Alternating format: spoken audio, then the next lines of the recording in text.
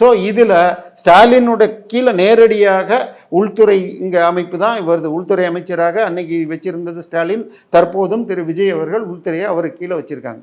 So இந்த முடிவை தமிழக அரசுக்கு 383 கோடி ரூபாய் நஷ்டம் அப்படின்னு திரு ஜெயராமன் சொல்கிறார். இப்போ அது இல்லை ஆமாங்கிறத சொல்லாமல் எஃப்ஐஆரே போடாமல் 2 வருஷம் இழுத்தது தப்புன்னு சிபிஐக்கு அனுப்ப சொல்லியிருக்காங்க.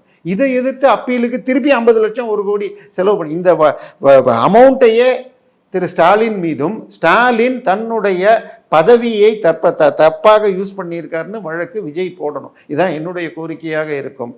இது ஒரு பக்கம்னா, இன்னொரு பக்கம் இங்கே இதுமா அதுக்கு பேர் மெட்ராஸ் ஹைகோர்ட். இப்போ நம்ம என்ன பண்ணுறோம்? திமுக ஆட்சி இருந்தாலும் சரி, அதிமுக ஆட்சி இருந்தாலும் சரி, மோடி ஆட்சியாக இருந்தாலும் தவறு செய்தால் விமர்சிக்கிறோம்.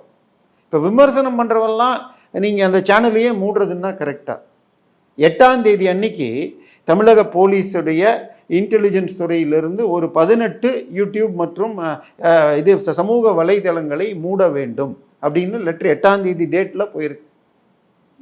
அப்போது 8ஆம் தேதி ஒரிஜினல் பிளான் படியாக இருந்தால் விஜய் பதவி ஏற்றிருக்கணும்.